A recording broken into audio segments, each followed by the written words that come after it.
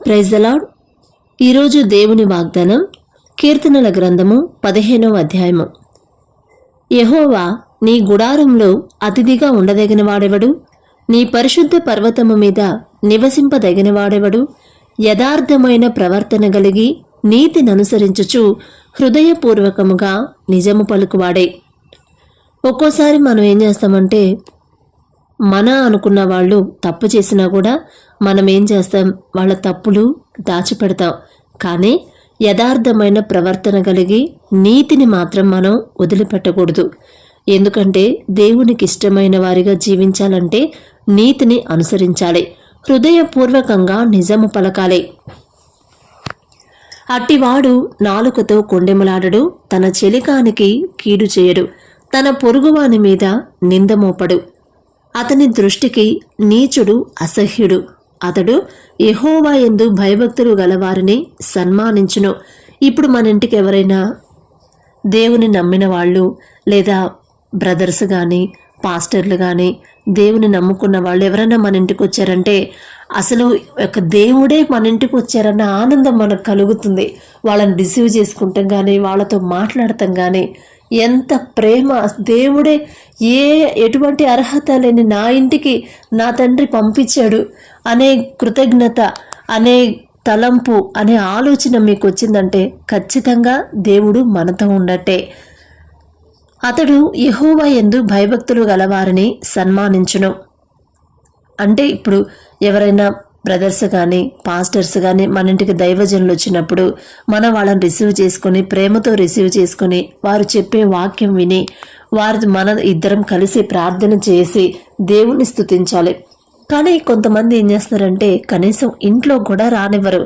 ఎందుకంటే మేము చర్చికి వెళ్తున్నామండి, ఇంకా మాకంత టైం లేదండి అని చెప్తారు. కానీ దేవుడే మన ఇంటికి పంపిస్తున్నాడంటే ఎంత గొప్ప ధన్యత ఇచ్చాడు తండ్రి. అసలు అవసరం కూడా లేదు. దేవుడు మనల్ని ఆయన దృష్టిలో, ఆయన మనసులో మన గురించి ఆలోచించడానికి మనం ఏ పాటి వారమమ్మా? ఎవరైనా సరే దైవజనులు మన ఇంటికి వచ్చినప్పుడు వాళ్ళని రిసీవ్ చేసుకొని వాళ్ళతో మాట్లాడి వాళ్ళతో కలిసి దేవుని స్తుతించి ప్రార్థించడం దేవుడు మనకిచ్చిన ధన్యత అని మనం భావించాలి. అతడు ప్రమాణము చేయగా నష్టము కలిగినను మాట తప్పడు. ఎట్టి పరిస్థితుల్లో కూడా మాట తప్పకూడదు. అది ప్రాణం పోయే పరిస్థితి అయినా. ఎందుకంటే మనం చేసే ప్రతి ఒక్క పని దేవుని దృష్టిలో చాలా విలువైనది. ఆయన దృష్టిలో మనం ఉండబట్టే మనం సజీవులుగా ఉన్నాము. మనకు కావలసిన అవసరతలన్నీ మనకి సమృద్ధిగా ఉన్నాయంటే, తీరుతున్నాయంటే అది కేవలం దేవుని కృపే కానీ మన గొప్పతనం కాదమ్మా, గుర్తుపెట్టుకోండి. ఎందుకంటే అతడు ప్రమాణము చేయగా నష్టము కలిగినను మాట తప్పడు. ఒక మాట చెప్పడం వల్ల అది పొరుగువారి మీదే కావచ్చు, మన స్నేహితుల మీదే కావచ్చు, బంధువుల గురించే కావచ్చు. అలా మాట్లాడితే మిగతా వాళ్ళు మనకి శత్రువులు అవుతారు. అయినా పర్వాలేదు, ఎందుకంటే నా దేవుని దృష్టిలో నేను ఎలా ఉన్నాను, నా దేవునికి ఇష్టమైన వాడిగా నేనున్నానా అని ఒకసారి మనం గుర్తుంచుకోవాలమ్మా. అది మనసులో పెట్టుకొని ప్రమాణం చేయగా నష్టము కలిగినను మాట తప్పడు. మనకు నష్టం కలిగినా ఎవరికన్నా మనం ఏదైనా చేయాలి, చేస్తాను అని మాట ఇస్తే ఖచ్చితంగా అది చేయాల్సిందే. మాట ఇచ్చి దేవుని కృప లేకపోతే మాట తప్పుతారని బైబిల్లో స్పష్టంగా ఉంది. కాబట్టి గుర్తుపెట్టుకోండి, ప్రమాణము చేయగా నష్టము కలిగినను మాట తప్పడు. ఇప్పుడు ఎవరైనా బాగా అవసరతలో ఉన్నారు, వాళ్ళకి ఏదైనా సహాయం కావాలి, అది డబ్బు పరంగానే కావచ్చు, ఏదైనా వస్తువుల పరంగానే కావచ్చు, బట్టలు కావచ్చు, ఏదైనా కావచ్చు. అప్పుడు సిస్టర్ నేను ఇస్తాను, సిస్టర్ నా దగ్గర ఉంది నేను ఇస్తాను అని వాళ్ళకి మాట ఇస్తాం. వాళ్ళు ఆశ పెట్టుకుంటారు, అరే ఆ సిస్టర్ నాకు చెప్పింది కదా, దేవుడు ఆ సిస్టర్ రూపంలో నాకు పంపిస్తున్నాడేమో అని వాళ్ళు ఆలోచిస్తూ ఉంటారు. కానీ తర్వాత పక్కకు వచ్చిన తర్వాత మర్చిపోయామనుకో, మేబీ వాళ్ళు కాసేపు బాధపడతారు, వదిలేస్తారు. కానీ దేవుడు వింటూ ఉంటాడు.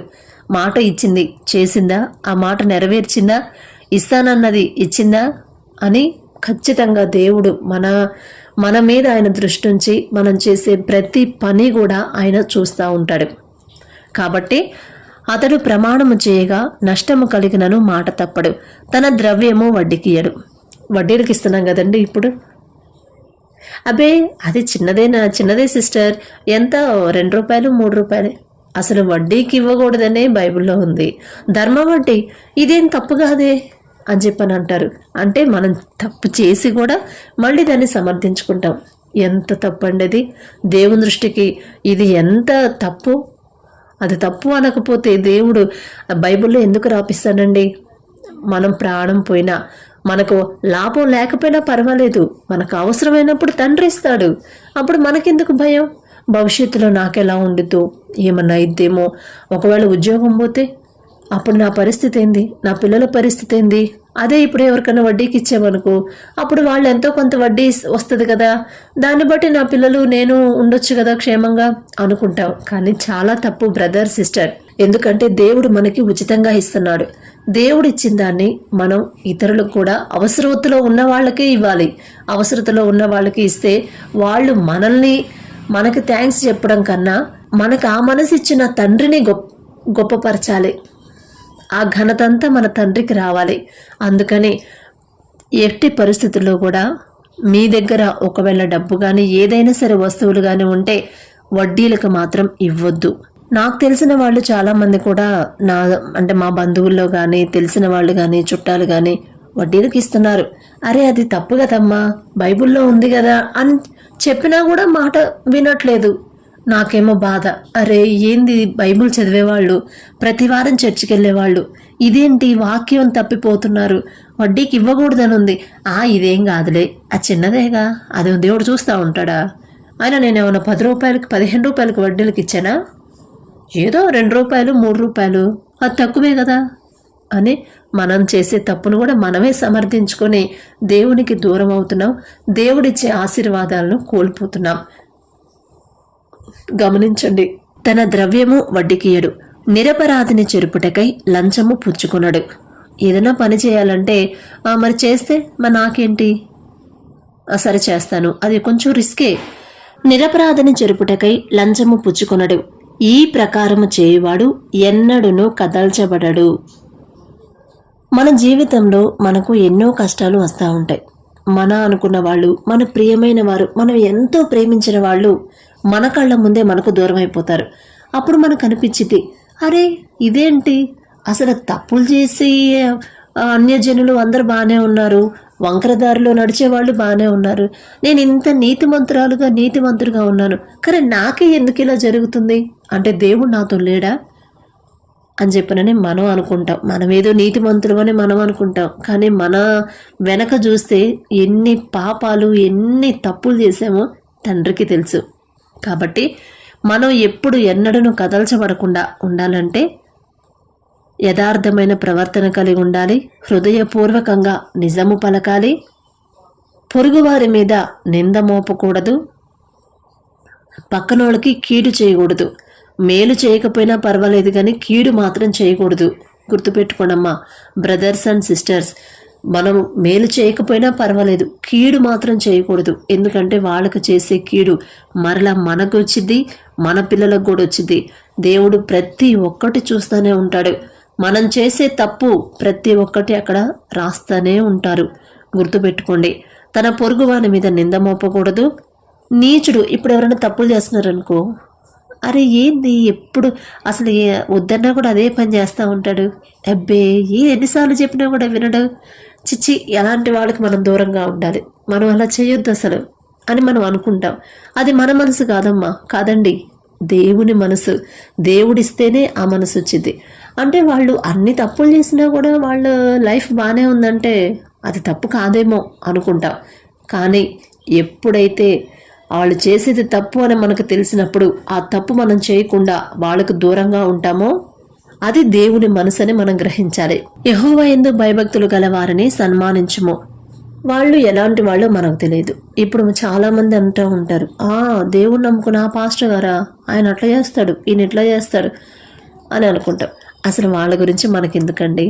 వాళ్ళు దేవునితో అభిషేకించిన వారు. ఒకసారి దావీదు గారికి సౌలుని దేవుడు అప్పగిస్తాడు. దావీదు గారిని తరుముతా ఉంటాడు సౌలు. అప్పుడు దావీదు పారిపోయి గుహలో దాక్కుంటాడు. కానీ 2 సార్లు దావీదు చేతికి సౌలుని అప్పగిస్తాడు. అతన్ని చంపేయొచ్చు, కానీ అలా చేయడు. ఎందుకంటే అమ్మో, సౌలు దేవునిచే అభిషేకించబడ్డవాడు, ఏదైనా తప్పు చేస్తే దేవుడే చూసుకుంటాడు, అభిషేకించిన వ్యక్తిని నేనెలా చంపగలను అని వదిలేస్తాడు. అది దేవునికి ఇష్టమైన మనసు అలా ఉండాలి. అంతేగాని ఇక దొరికేరు కదా అని చెప్పి మనం చేయకూడదమ్మా, వాళ్ళకి కీడు చేయకూడదు. తన పొరుగువాని మీద నింద మోపడు. అతడు ప్రమాణము చేయగా నష్టము కలిగినను మాట తప్పడు. మాట మాత్రం తప్పకూడదు, గుర్తుపెట్టుకోండి. వడ్డీకి ఇవ్వకూడదు. వడ్డీలకు ఇస్తే మేబీ ఒకప్పుడు బాగానే ఉండొచ్చు. మా అత్తమ్మే ఉంది, మా చుట్టాలు మా బంధువుల్లో అత్తమ్మ ఉంది. ఆమెకి 1,00,000 రూపాయలు ఏవో స్థలం అమ్మితే వచ్చాయి. అవి వడ్డీకి ఇచ్చింది. సరే, వడ్డీకి ఇచ్చినప్పుడు మంచిగా నెల వడ్డీ ఇచ్చాడు 1 సంవత్సరం వరకు. ఇక అంతే, తర్వాత ఆపేసాడు. అసలు ఇప్పుడు ఇక 2 years నుంచి ఆమెకి కనీసం తినడానికి కూడా సరిగ్గా లేదు. ఎంత ఇబ్బంది పడుతుందంటే వడ్డీ మళ్ళీ చర్చికి వెళ్ళిద్ది, ప్రార్థన చేసిద్ది, ఉపవాస ప్రార్థనలు చేసిద్ది. దేవుని కృప వల్ల ఉపవాస ప్రార్థనలు 40 రోజులు ఉపవాసం ఉండిద్ది, ప్రార్థనలు చేసిద్ది, చర్చికి వెళ్ళిద్ది. కానీ తప్పే కదా. దేవునికి నేను ఇన్ని చేస్తున్నాను కదా, ఈ ఒక్కటి తప్పెలా ఇద్దులే అని అనుకుని ఉండొచ్చు మేబీ. కానీ ఇప్పుడు ఎంత ఇబ్బంది పడుతుందంటే దేవుని దృష్టిలో చిన్న తప్పైనా పెద్ద తప్పైనా తప్పే. అది కూడా దేవుణ్ణి ఎరిగిన వాళ్ళు చేస్తే ఇంకా కోపం వచ్చింది. అరే, నా పెంపకంలో పెరిగి ఇప్పుడు మనమే ఉన్నామండి, మన పెంపకంలో మన పిల్లలు పెరుగుతున్నారు. మన పిల్లలు ఏదైనా తప్పు చేశారనుకోండి, మనకి ఎంత బాధగా ఉండిద్ది. నా పెంపకంలో పెరిగి నువ్వు ఇట్లా చేస్తావా అనే ఫీలింగ్ వచ్చింది కదా. అలాగే దేవుని బిడ్డలమైన మనం ఆయన పెంపకంలో పెరుగుతున్నాం. అలాంటి మనం చిన్న తప్పే కదా, ఇది పెద్ద తప్పే కదా అని చేసామనుకోండి, అసలు దేవుని దృష్టిలో ఎలా ఉండిద్ది? ఆయన మొదట బాధపడతాడు. అరే, నా పెంపకంలో పెరిగి కూడా ఏంటి నా బిడ్డలు ఇలా చేస్తున్నారు అని బాధపడతాడు. తర్వాత కోపం వచ్చింది. ఇంకోసారి ఆ తప్పు చేయకుండా ఉండాలంటే శిక్ష వేయాల్సిందే. తను చేసిన తప్పు తను తెలుసుకోవాలి అని. ఇప్పుడు ఒక 2 సంవత్సరాల నుంచి ఆయన వడ్డీ ఇవ్వట్లేదు, అసలు లేదు. ఫోన్ చేస్తే ఫోన్ ఎత్తడు. ఎవరికి చెప్పుకోవాలి? నాకు చెప్పుకొని ఏడ్చింది.